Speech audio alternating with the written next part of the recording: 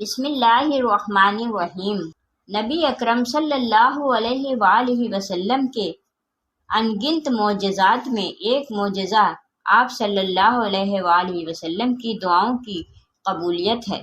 پیارے نبی صلی اللہ علیہ وآلہ وسلم کی پیاری زبان سے نکلنے والی ہر بات پیاری اور نرالی ہے، ہر دعا مقبول ہو جانے والی ہے۔ صحابہ کرام رضی اللہ تعالی عنہ نے بھی ان پیاری پیاری دعاؤں سے خوب برکتیں پائی ہیں۔ آئیے جسمانی برکت ملنے کے کچھ ایمان افروز واقعات پڑھیں اور اپنے ایمان و روح کو جلا بخشیں۔ ایک مرتبہ حضرت فاطمۃ الزہرا رضی اللہ تعالی عنہا بارگاہ رسالت میں حاضر ہوئیں تو چہرہ بھوک کی شدت سے زرد ہو رہا تھا۔ آپ صلی اللہ علیہ وآلہ وسلم نے دعا کی، اے اللہ، بھوکے کا پیٹ بھرنے والے، اے عاجز کو بلند کرنے والے، تو فاطمہ بنت محمد صلی اللہ علیہ وآلہ وسلم کو بھوکا مت رکھ۔ دعا کی برکت ظاہر ہوئی اور اسی وقت حضرت فاطمہ رضی اللہ تعالی عنہ کے چہرہ مبارک کی زردی پر سرخی غالب آ گئی۔ بعد میں کسی نے پوچھا تو حضرت فاطمۃ الزہرا رضی اللہ تعالی عنہ نے فرمایا، اس کے بعد میں کبھی بھوکی نہیں ہوئی۔ حضرت انس بن مالک رضی اللہ تعالی عنہ فرماتے ہیں کہ میں چھوٹا تھا، مجھے میری ماں آپ صلی اللہ علیہ وآلہ وسلم کی خدمت میں لے گئیں اور کہا، یا رسول اللہ صلی اللہ علیہ وآلہ وسلم، یہ آپ کا چھوٹا سا خادم ہے، اس کے لیے دعا کریں۔ حضرت انس رضی اللہ تعالی عنہ کہتے ہیں کہ حضور صلی اللہ علیہ وآلہ وسلم نے مجھ سے پوچھا، انس، کیا دعا مانگوں تمہارے لیے؟ میں نے کہا، یا رسول اللہ صلی اللہ علیہ وسلم، لمبی عمر چاہیے، بہت پیسے چاہیے، بہت اولاد چاہیے۔ نبی رحمت صلی اللہ علیہ وآلہ وسلم نے 3 دعائیں فرمائیں، اے اللہ، اس کے مال اور اولاد میں کثرت عطا فرما اور اس کو جنت میں داخل فرما۔ حضرت انس رضی اللہ تعالی عنہ فرماتے ہیں کہ 3 دعاؤں میں سے 2 دعاؤں کی قبولیت تو میں نے آنکھوں سے دیکھی۔ حضور صلی اللہ علیہ وآلہ وسلم کی دعا کا اثر تھا کہ انہوں نے 100 سال سے زیادہ عمر پائی ہے، آخر عمر تک بالکل سیدھے تھے۔ فرماتے ہیں اپنی اولاد کے بارے میں کہ اپنی زندگی میں بیٹے بیٹیاں، پوتے پوتیاں، نواسے نواسیاں جو اپنے ہاتھوں سے دفن کر چکا ہوں، وہ 90 کے لگ بھگ ہیں اور 200 موجود تھے۔ کہتے ہیں اپنے مال کے بارے میں اندازے سے بھی نہیں بتا سکتا کہ میرے پاس کتنا مال ہے۔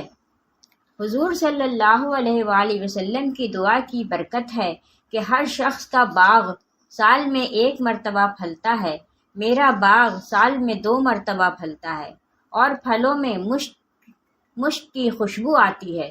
فرمایا کرتے تھے، تیسری دعا یعنی جنت میں داخلے کی دعا کا جلوہ بھی ضرور دیکھوں گا۔ حضرت حنظلہ بن نیم رضی اللہ تعالی عنہ ابھی لڑکے تھے۔ والد ماجد نے بارگاہ نبوی میں دعا کے لیے عرض کی تو نبی رحمت صلی اللہ علیہ وآلہ وسلم نے آپ کو قریب بلایا، پھر آپ کا ہاتھ پکڑ کر آپ کے سر پر اپنا ہاتھ پھیرا اور یہ دعا دی، اللہ تجھے برکت دے۔ اس دعا کی برکت کا ظہور کچھ یوں ہوا کہ جب کسی بکری یا اونٹنی کا تھن سوج جاتا یا آدمی کے جسم پر کسی جگہ سوجن آ جاتی تو آپ بسم اللہ کہہ کر اپنے سر پر اسی جگہ مسح کرتے جہاں نبی کریم صلی اللہ علیہ وآلہ وسلم نے دست کرم پھیرا تھا، پھر اپنا ہاتھ ورم کی جگہ پر پھیرتے تو ورم دور ہو جاتا۔ حضرت صائب بن یزید رضی اللہ تعالی عنہ 94 سال کی عمر میں بھی قوی اور توانا تھے اور یقین سے فرماتے تھے کہ مجھے اپنے کانوں اور آنکھوں سے جو فائدہ حاصل ہو رہا ہے وہ دعائے رسول صلی اللہ علیہ وآلہ وسلم کی برکت سے ہے۔ میں بچپن میں بیمار ہوا تو خالہ مجھے بارگاہ رسالت میں لے آئیں۔ نبی رحمت صلی اللہ علیہ وسلم نے میرے سر پر اپنا دست اقدس پھیرا اور برکت کی دعا کی۔ ایک موقع پر حضرت ابو قتادہ رضی اللہ تعالیٰ عنہ کو دعا سے نوازا، اے اللہ اس کے بال اور کھال میں برکت دے۔ حضرت ابو قتادہ رضی اللہ تعالیٰ عنہ کا انتقال 70 سال کی عمر میں ہوا، لیکن دیکھنے میں آپ 15 سال کے لگتے تھے۔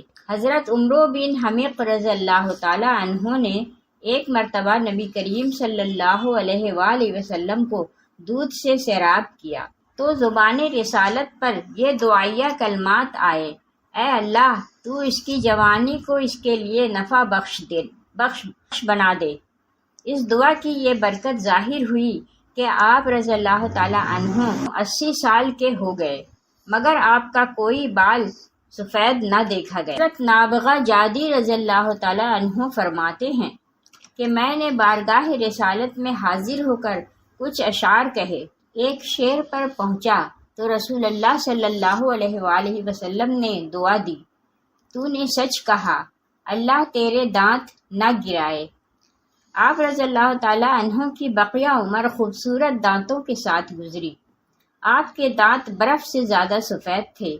100 سال کی عمر ہونے کے باوجود کوئی دانت نہیں گرا۔ ایک روایت میں ہے کہ جب کوئی دانت گر جاتا تو اس کی جگہ دوسرا دانت نکل آتا تھا اور یوں معلوم ہوتا جیسے گرا ہی نہیں تھا۔ حضرت ثابت بن زید حمصی رضی اللہ تعالیٰ عنہ بارگاہ رسالت میں حاضر ہوئے اور عرض کی، یا رسول اللہ صلی اللہ علیہ وسلم، میرے پاؤں میں سنگراہٹ ہے جو زمین کو نہیں چھو پاتا۔ نبی رحمت صلی اللہ علیہ وسلم نے ان کے لیے دعا کی تو پاؤں بالکل ٹھیک ہو گیا، یہاں تک دوسرے صحیح پاؤں کی طرح ہو گیا۔ ایک مرتبہ حضرت جریر بن عبداللہ رضی اللہ تعالیٰ عنہ نے بارگاہ رسالت میں یوں عرض کی، میں گھوڑے پر جم کر بیٹھ نہیں سکتا۔ یہ سن کر نبی انور صلی اللہ علیہ وآلہ وسلم نے اپنا دست اقدس آپ کے سینے پر مارا اور دعاؤں سے نوازا۔ ترجمہ: الہی اسے ثابت رکھ، اسے ہدایت دینے والا اور ہدایت یافتہ بنا دے۔ جریر رضی اللہ تعالیٰ عنہ فرماتے ہیں، دعائے نبوی ملنے کے بعد میں اپنے گھوڑے سے کبھی نہیں گرا۔ حضرت علی رضی اللہ تعالیٰ عنہ گرمیوں میں گرم کپڑے اور سردیوں میں ٹھنڈے کپڑے پہنتے تھے۔ کسی نے وجہ پوچھی تو ارشاد فرمایا، حضور صلی اللہ علیہ وآلہ وسلم نے غزوہ خیبر کے دن مجھے بلانے کے لیے کسی کو بھیجا۔ اس وقت میری آنکھیں دکھ رہی تھیں۔ میں نے بارگاہ اقدس میں حاضر ہو کر ماجرا عرض کیا تو آپ صلی اللہ علیہ وآلہ وسلم نے اپنا لعاب دہن میری آنکھوں میں لگایا اور ساتھ میں یہ دعا بھی فرمائی، اے اللہ علی سے گرمی اور سردی دور فرما دے۔ اس دن سے مجھے نہ تو گرمی لگتی ہے اور نہ ہی سردی۔ اللہ تعالی ہمیں بھی پیارے آقا صلی اللہ علیہ وآلہ وسلم کی دعاؤں کے فیضان سے مالا مال فرمائے، آمین۔